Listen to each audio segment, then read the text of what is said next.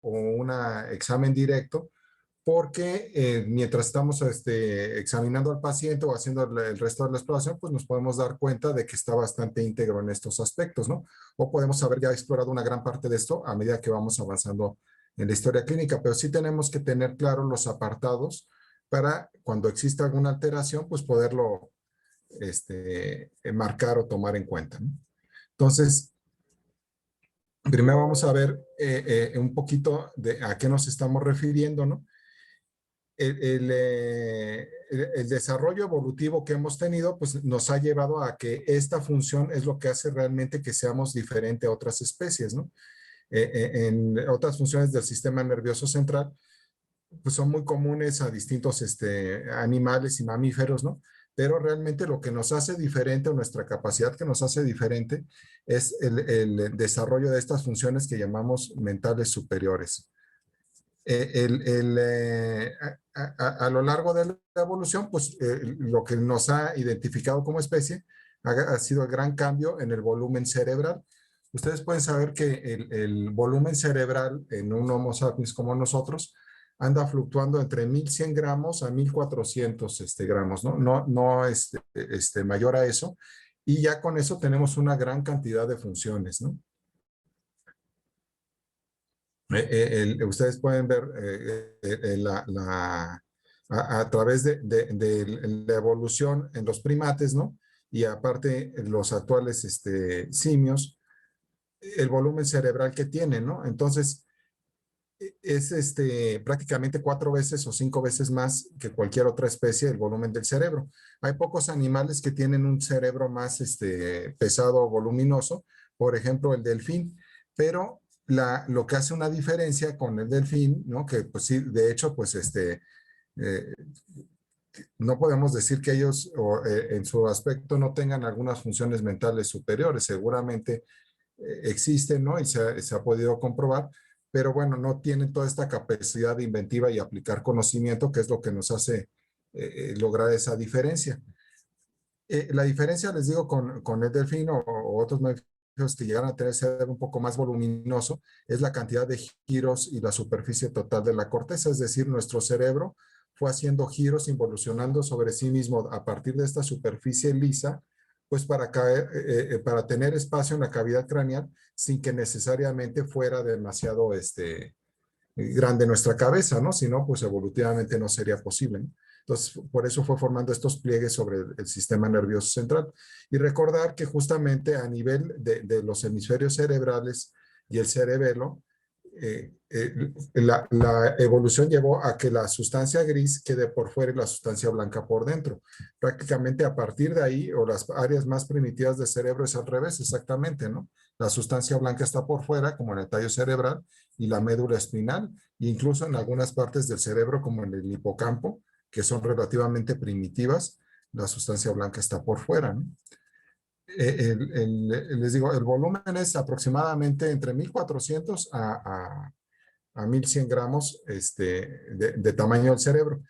Y el volumen de la cavidad craneal es aproximadamente 2 litros, o sea, 2000 centímetros cúbicos o 2 kilos, ¿no? Eso es debido a, pues, al líquido cefalorraquídeo, a la sangre, a las estructuras que lo rodean, ¿no? Pero el cerebro en sí pesa aproximadamente 1100 gramos en la mayoría.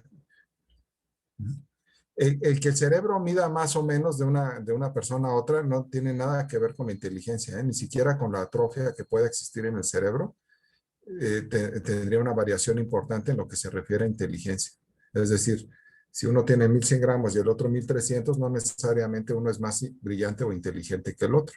Inteligencia entendiéndose de la capacidad para resolver problemas de distintos tipos, ¿no? Ya veremos un poco más de esto. Y bueno, vean cómo ya propiamente en la especie humana, ¿no? Pues también el cerebro va variando en su volumen, ¿no? Aquí van viendo en centímetros cúbicos, ¿no? Ya no en gramos, el volumen del cráneo, cómo va variando a través de millones de años, ¿no? Hasta el estado actual. Y básicamente en los últimos 500,000 años fue donde hubo el desarrollo más importante.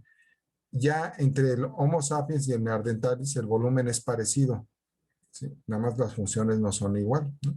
Entonces, el neandertal aparentemente, pues evolutivamente fue superado por el Homo sapiens, y además el neandertal pues tendía a estar más hacia las zonas nórdicas, ¿no? En los continentes de Europa, y entonces ahí se desarrolló como especie, y a medida que el Homo sapiens empezó a predominar, hubo una mezcla, no tanto que desapareciera, ¿no?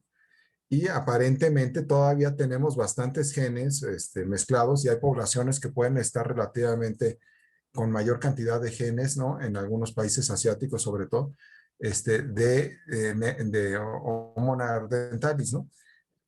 Pero el hecho es que hay una mezcla, ¿no? Entre las dos especies, y más que la extinción de una, ¿no? Pero predominó el Homo sapiens.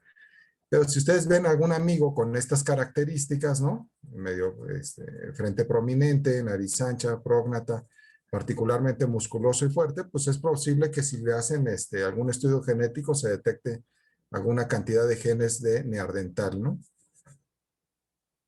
Que seguro los han visto, ¿no? Entonces vean las diferencias del cráneo, incluso pues el cráneo es más voluminoso en el neandertal que en el Homo sapiens, pero pues les digo, ya a nivel de inteligencia empezó a ser superado, y por eso predominó esta especie, o la nuestra, ¿no? Pero convivieron al mismo tiempo, ¿eh? Y posiblemente pues se entrecruzaron, ¿no? Ahora, ¿qué son las funciones mentales superiores? Entonces, esa nos va a permitir separar nuestra especie de las demás especies, ¿no? Y es a través de la cual estamos alcanzando nuestro máximo desarrollo. Nos ha permitido no nada más lograr hacer cuestiones para mejorar nuestras condiciones, sino modificar nuestro entorno, ¿no? Y aunque otros animales logran hacer actividades o logran utilizar herramientas digamos, por ejemplo, los simios, ¿no? Logran utilizar herramientas, algunas nutrias usan piedras, o sea, evidentemente sí tienen esa capacidad de discernir y aprender, y porque es una actividad aprendida, pero aunque tienen esa capacidad, pues en la calidad de nuestras acciones, pues es muy superior, ¿no? O sea, no es nada más usar una herramienta, sino es toda una invención de circunstancias de las cuales estamos rodeados o inmersos todos los días nosotros, ¿no? Por ejemplo, la computadora, la luz, etcétera, que pues sí hace una gran diferencia entre nada más manejar una herramienta y lo que estamos logrando nosotros, ¿no? Para bien y para mal, ¿no?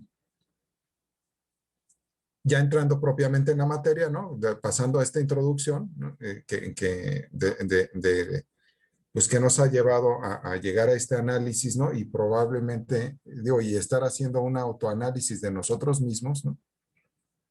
Eh, eh, pues estas son las funciones mentales superiores. Este es el orden en las cuales se van a explorar, ¿sí? Primero está el estado de alerta o de despierto. Si se fijan, no hablamos de conciencia, porque conciencia es otro tipo de actividad. Sí me están escuchando, ¿verdad? Sí, En, sí, doctor. en algún momento hay algo que no comprendan o algo que no se vea, por favor me avisan, o si no me escuchan, ¿no? El internet, lo que sea, ¿no? Luego, una vez que yo ya sé si está despierto o alerta, y valoro este estado, ¿no? Pues el paciente debe ser cooperador, y si no es cooperador, pues tengo que ver por qué, ¿no? Luego es el lenguaje, la memoria, capacidades de juicio, razonamiento y cálculo.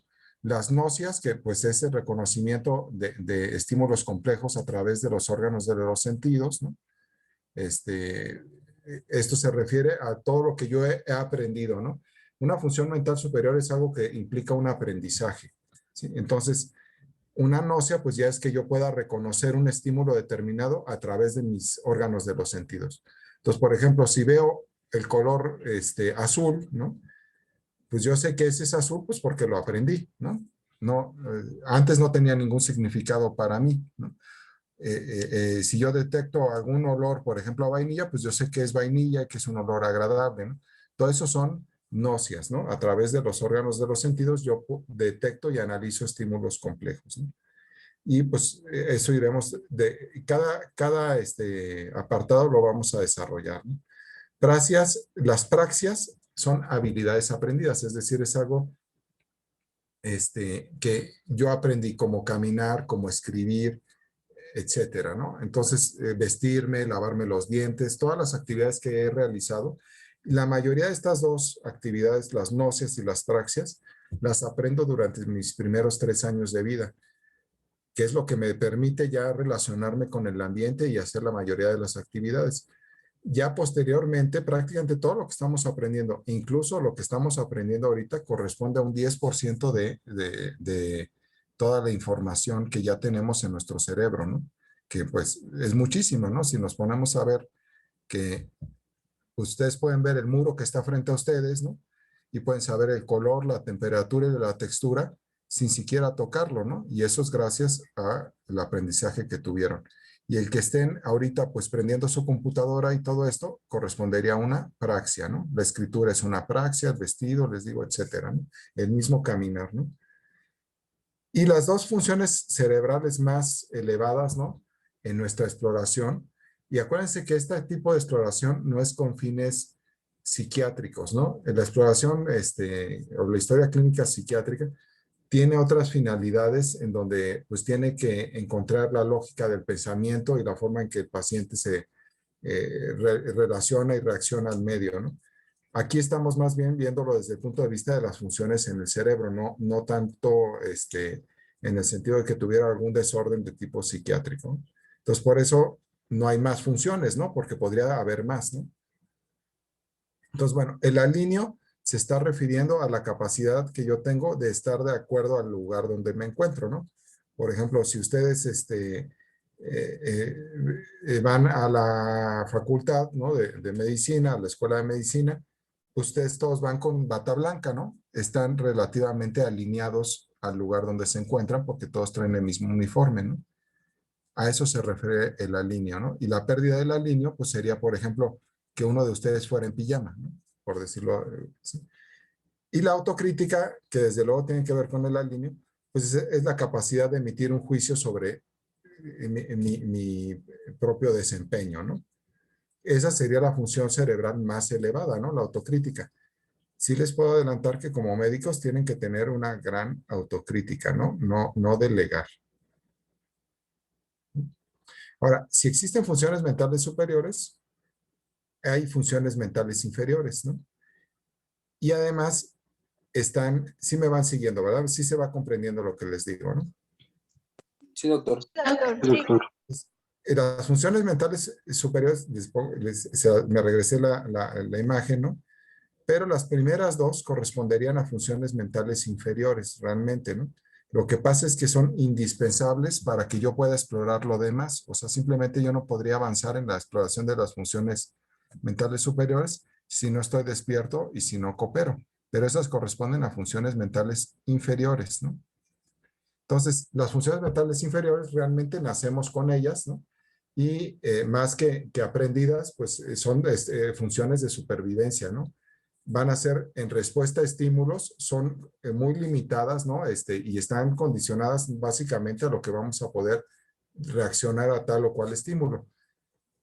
El ejemplo, pues es la succión, la prensión, son funciones muy básicas con las que nace un bebé, pero pues si no las tuviera no podría sobrevivir, ¿no? El llanto, ¿no? Ante algún estímulo inadecuado, ¿sí? Son funciones realmente básicas, ¿no? Entonces, estas corresponden a las funciones mentales inferiores. Y les digo, son con las que vamos a nacer. La primera es la capacidad de estar alerta o despierto.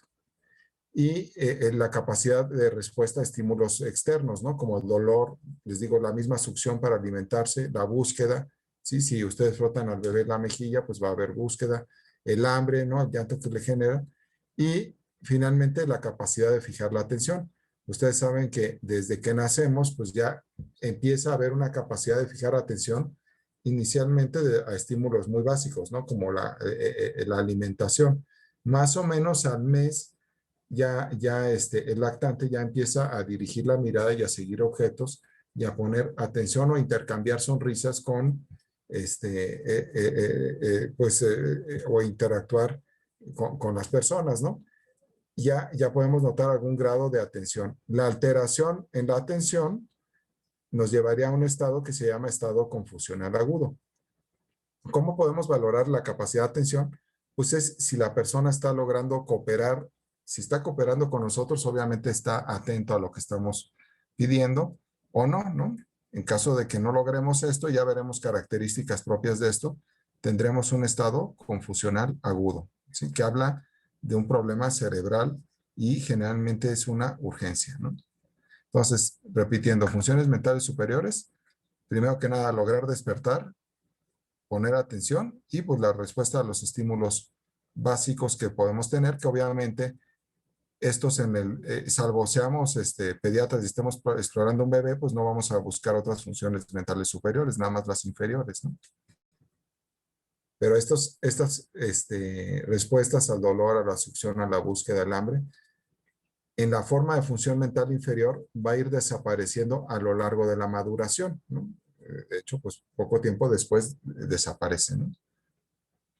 Entonces, ya propiamente las funciones mentales superiores, más allá de las inferiores, implican que exista una integridad en todo nuestro sistema de percepción, ¿no? O sea, yo tengo que tener la capacidad de recibir la información, tengo que tener la capacidad de almacenarla y luego recordarla, ¿no? Es decir, que tuve un aprendizaje anterior y luego lo recuerdo. Es algo que hacemos todo el tiempo, ¿no? Y además, pues ya nos da la oportunidad de tener dos o más cuestiones en forma simultánea, ¿no? A lo mejor ustedes están viendo esta clase y pues están, no sé, tomando café o té o haciendo anotaciones, están haciendo dos actividades, ¿no? Para que tengamos todo esto, les digo, tengo que tener íntegro mi sistema perceptual, o sea, los órganos de los sentidos, capacidad de recordar. Si yo no tengo esa capacidad de almacenar la información, pues es imposible que yo luego la utilice, ¿no? Y luego la capacidad de usarla para resolver problemas en forma simultánea, ¿no? Entonces, nos volvemos a regresar. Las funciones mentales superiores, las primeras dos inferiores, las incluimos en este apartado. No las vamos a separar. Ustedes en su historia clínica no van a poner funciones mentales inferiores y luego funciones mentales superiores. Se sobreentiende que las primeras dos, aunque las incluimos acá, corresponden a inferiores, ¿no? No necesitan aclararlo ya. Y todas las demás, a partir del lenguaje, sí son funciones mentales superiores, ¿no? Como tal, ¿no? No son funciones que yo tenga de nacimiento. Ni siquiera el sonreír, ¿eh? Porque el sonreír el bebé lo aprende que es un gesto de felicidad, pues en el primer mes de vida, ¿no? O de relación, ¿no? La forma de explorarlo, les digo, es en este orden que están. Por eso los ponemos en este orden. Entonces, lo primero es que esté despierto, luego si coopera, y entonces yo ya puedo explorar el lenguaje. Si puedo explorar el lenguaje, es decir, el paciente no tiene una afasia, puedo explorar la memoria, ¿no? No sé si alcanzan a ver mi cursor. Sí, se ve, ¿verdad? Sí, doctor. Y bueno, si el paciente tiene conservada la memoria, pues yo ya puedo hacer o analizar la capacidad de juicio, razonamiento y cálculo incluso, ¿no? Además, a partir de aquí yo ya podría valorar las náuseas, que generalmente eso incluso lo estoy viendo ya en los pares craneales, las praxias, y generalmente la línea y la autocrítica son cosas que yo analizo a partir de todo lo que yo ya le pregunté al paciente, ¿no? Una es privativa de la otra, es decir, si no está despierto simplemente no puedo valorar si coopera, ¿no? Si no coopera, no puedo valorar el lenguaje y de esta forma, ¿no? Cada una va haciendo privativa a la que sigue porque pues se requiere tener esa función para poder explorar la que sigue, ¿no? La más elevada. Y también se pierden en la misma forma, ¿no? Primero voy a perder la autocrítica, el alineo, la capacidad de vestido, etcétera, las náuseas. Es un poco lo que sucede en la demencia, ¿no? Se va perdiendo estas situaciones en este orden. Otro ejemplo típico sería la intoxicación etílica, ¿no? Cuando yo tengo una intoxicación etílica, lo primero que voy a perder son funciones mentales superiores y la zona más sensible del cerebro a esto, pues es el lóbulo frontal. El desarrollo del lóbulo frontal es el que me ha permitido toda esta inteligencia, pero todo el cerebro, ¿eh? No, por eso sí es de lo que más se ha desarrollado, sobre todo en las capacidades de alineo, autocrítica y praxias, ¿no? Pero todo el cerebro está participando en este proceso de inteligencia, ¿no? Entonces, a medida que yo estoy consumiendo alcohol, pues voy perdiendo la autocrítica, ¿no? Voy haciendo actividades inadecuadas, voy perdiendo el alineo, ¿no? Voy cambiando mi postura, ¿no? Perdón, voy cambiando un poco mi postura, voy perdiendo la presentación que tengo, ¿no? Y pues finalmente voy perdiendo habilidades, ¿no? O sea, yo ya no reconozco bien los estímulos, hago cosas torpes con las manos, ¿no? Emito malos juicios, malos razonamientos. Ya veremos un ejemplo característico de esto cuando hablemos de todo, ¿no? Finalmente, si la intoxicación es muy grave, pues voy a incluso tener eventos de amnesia, ¿no? Para lo que pasó. Ustedes, les digo, si no lo han vivido, ya lo han visto. Ahora, vamos a empezar con el primer apartado. Les digo, vamos a ir desglosando uno por uno. El estado de alerta o de despierto, tengo básicamente 4 estados que debo reconocer. El estado de despierto, que es como espero que estén todos ahorita. El estado de somnoliento, que estoy seguro que algunos así están ahorita. El estupor, que espero que nadie esté así. Y el coma, ¿no? Entonces, son los 4 estados de alerta o de despierto que yo voy a encontrar en un paciente.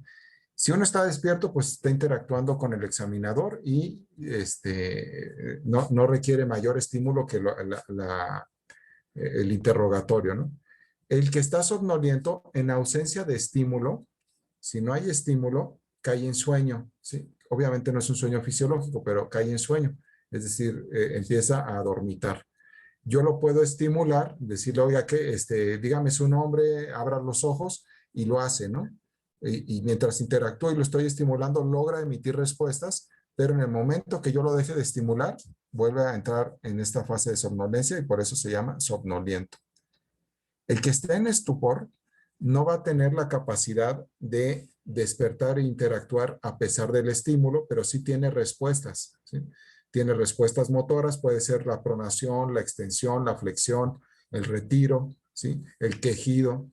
No son respuestas adecuadas, no logra interactuar, pero sí tiene respuesta a un estímulo.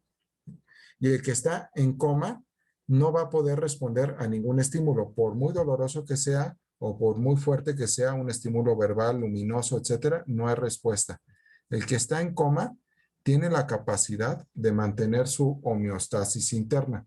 Sí, a diferencia del siguiente estado que seguiría del coma, que sería la muerte cerebral, en donde yo ya no tengo una capacidad de mi cerebro de sostener la economía del cuerpo y la homeostasis, ¿no? La homeostasis endocrina, electrolítica, de temperatura, de presión, etcétera, ¿no? Eso ya no se logra en la muerte cerebral y pues por eso es un estado irreversible que nos lleva a la muerte finalmente de todo orgánica, ¿no? El que está en coma, el cerebro conserva funciones básicas y logra mantener la homeostasis interna, les digo, pues está en equilibrio.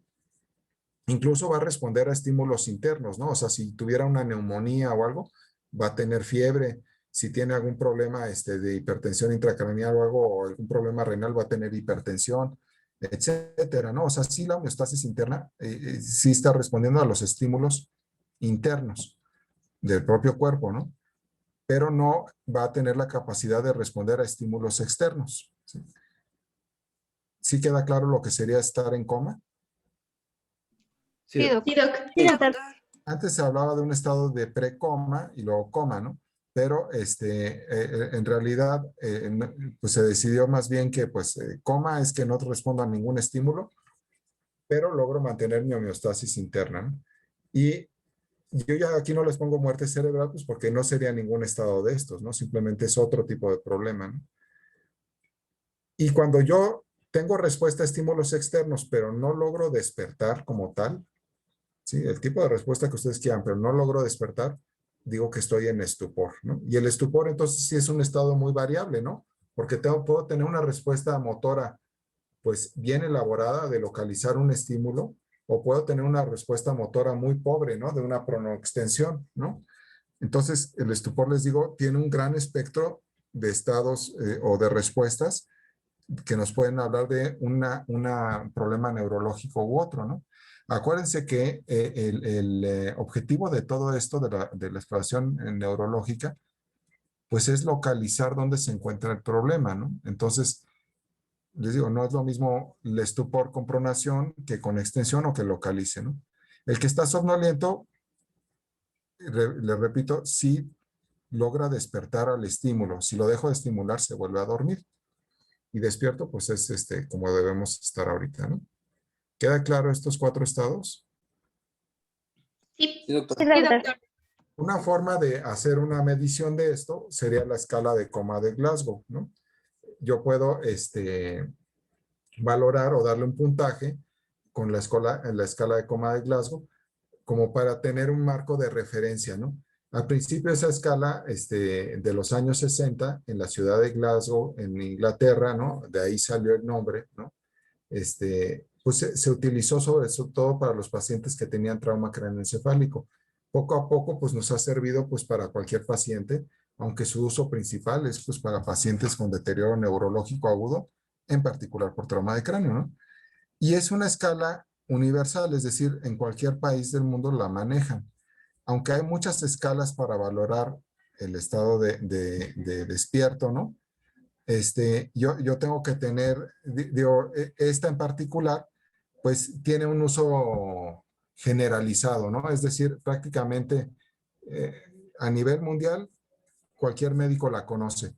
Entonces, les digo, de repente se van a encontrar una escala de la Organización Mundial de la Salud, otra del Colegio de Neurocirujanos, otra de los neurólogos, otra de los urgenciólogos, donde les agregan estado pupilar o les agregan alguna otra condición. No es una escala perfecta, la escala de Glasgow, pero sí tiene esa capacidad, ¿no? De que, pues, de un médico a otro, generalmente es bien conocida y es una escala sencilla y reproducible, ¿no? Entonces, por eso pues persiste hasta nuestra fecha y es la que ustedes se deben saber, ¿no? Entonces, es una forma, les digo, de darle una puntuación a estos estados, ¿no? Y bueno, aquí les pongo el término conciencia, ¿no? Aquí si se fijan lo puse con S, o sea, puede escribir con S o con C, pero nosotros no hablamos para fines prácticos en la semiología de neurología de conciencia, porque la conciencia es algo más complejo, ¿no? Les digo, conciencia viene de la capacidad que yo tengo de darme cuenta de mi situación y de mi entorno y pues poder eh, emitir un juicio. Pero mi entorno es mucho más amplio que darme cuenta de mí mismo, ¿no? Es darme cuenta de la situación social, de la situación del país, de darme cuenta de una serie de aspectos, que eso es lo que me haría estar consciente, ¿no? Entonces, evidentemente es mucho más complejo la conciencia que lo que estamos buscando para fines de la exploración neurológica, ¿no? Entonces, por eso no es válido que digamos paciente está consciente, ¿no? Porque yo puedo estar despierto y no estar consciente, ¿sí? Pudiera yo estar, les digo, despierto y no estar consciente de las acciones que estoy haciendo, ¿no? Entonces, conciencia, y les quise hacer esta aclaración porque incluso desde el punto de vista gramático, ¿no? Se presta a confusión, ¿no? Conciencia con ese, ¿no? Es la capacidad para reconocerse el ser humano y la realidad y reconocerse en ella misma, ¿no? Sería el que sería apropiado en medicina, ¿no? O sea, si yo voy a hablar ya de conciencia, sería esto, porque conciencia sin ese, ¿no?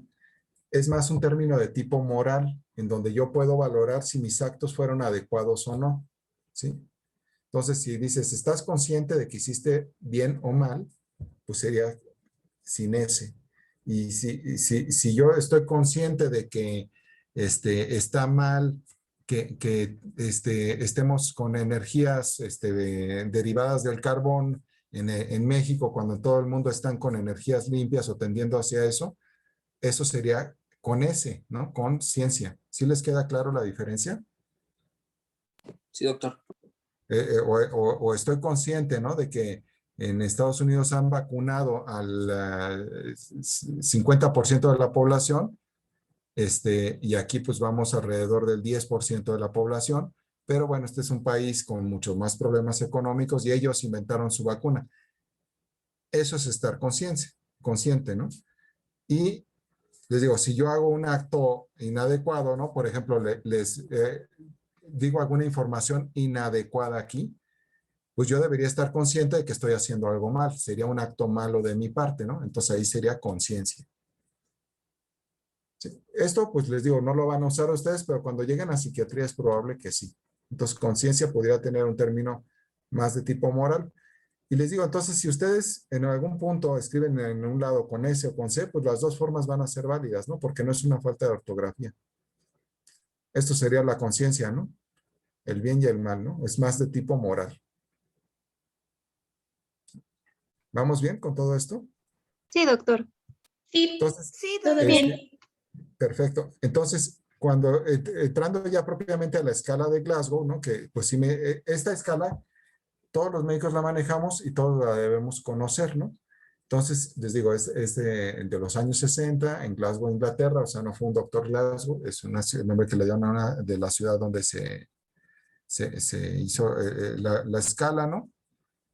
Y se divide en tres apartados, ¿no? La respuesta ocular, la respuesta verbal y la respuesta motora.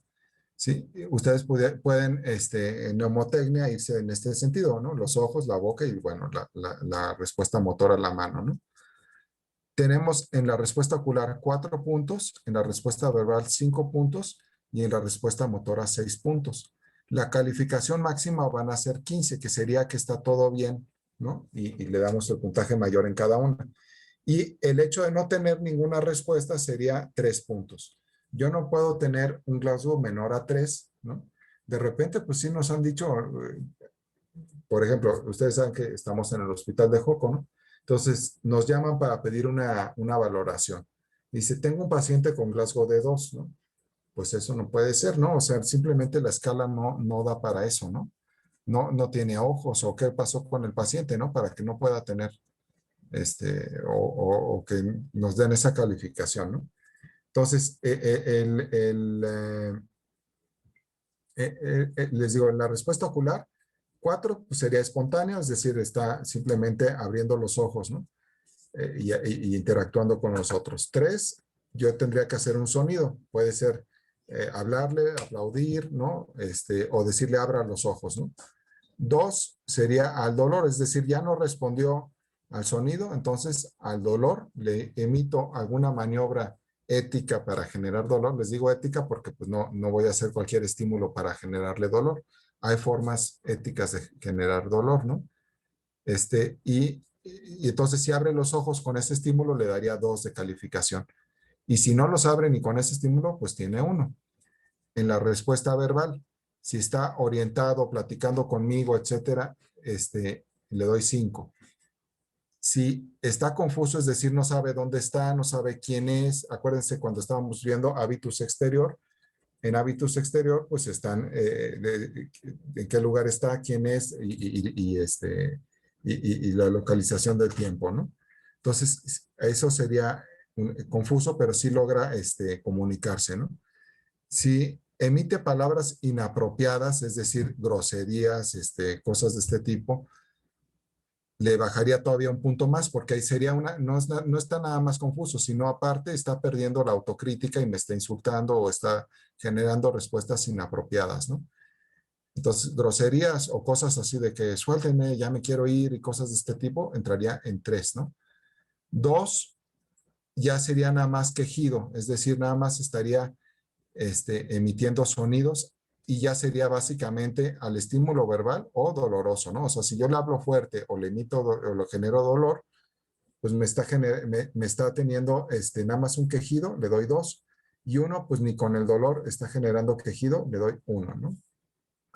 La respuesta motora tiene 6 puntos, por eso les digo 4 en los ojos, 5 y 6 a nivel motor, ¿no? 6 sería lo normal, es decir, obedece órdenes, le digo levante la mano, la levanta o me saluda, ¿no? O está en posición de playa, ¿no? El paciente está en una posición libremente escogida que a veces la llamamos así, ¿no? Posición de playa, ¿no? Está cómodamente en su cama, ¿no? Ese sería 6. A diferencia de las demás respuestas, la verbal y la ocular, a partir de 5 lo que tendríamos sería respuestas al dolor, ¿no? Entonces, si no obedece órdenes o está en posición de playa y interactuando libremente conmigo, lo que sigue es que pues yo le voy a inferir algún estímulo doloroso y ver la respuesta que tiene, ¿no? Entonces, cuando le genero el estímulo doloroso, si localiza el estímulo, hagan de cuenta, déjenme ver si me veo en mi cámara. Ahí estoy. Entonces, si yo genero un pinchazo y lo logro localizar, pues ahí estoy localizando el estímulo. Pero si genera un pinchazo y retira, le tengo que bajar un punto de calificación porque retira el estímulo y es mucho más elaborado. Localizar el estímulo implica que hay una integridad de todo el cerebro, ¿no? Aunque el paciente no logre despertar, ¿no? O obedecer órdenes. Y 4, si retira al estímulo. 3 sería a ese estímulo doloroso, yo ya tengo una respuesta todavía más primitiva. Y aquí ya tiene un valor de localización, ¿no? Dice flexión de decorticación. Entonces, cuando yo le genero el estímulo doloroso, ni lo localiza ni retira, sino tiene una flexión de las extremidades superiores sobre sí misma y la rota hacia interno, ¿no? Y podría extender las inferiores hacia esta postura, ¿no? Eso me habla de una lesión difusa a nivel de la corteza cerebral. Entonces es decorticación. Si se fijan en algo tan sencillo como el Glasgow, aquí ya el término tiene valor de localización. El valor de localización sería que la lesión está a nivel de la corteza cerebral. 2 sería extensión de descerebración. Es el típico paciente que decimos que está pronoextendiendo, ¿no? Genera esta respuesta y le genera dolor y extiende los brazos y los prona. Así lo alcanzan a ver, ¿verdad? Hace esto. ¿Sí? Entonces, sí me vieron en su cámara, ¿no? Sí, Doc, sí se vio. Entonces, yo creo que ya lo han visto alguna vez, ¿no? Pero fíjense que dice extensión de descerebración. Cuando yo hablo de cerebración, hablo que quito, o el término que quiere decir como que estoy separando la función cerebral del tallo cerebral. Sí, o sea, los hemisferios cerebrales quedan separados, ¿no? Fisiológicamente, no necesariamente anatómicamente, o sea, no hay una sección como tal, pero hay muchas enfermedades que lo pueden causar, ¿sí? Y uno es sin respuesta. Entonces, les digo, si yo tengo un paciente con coma, ¿cuánto le darían de puntaje? 3. 3, ¿no? O sea, ¿No dijiste, no? coma es igual a Glasgow de 3. ¿Sí? 3. Sí, coma es igual a Glasgow de 3. Y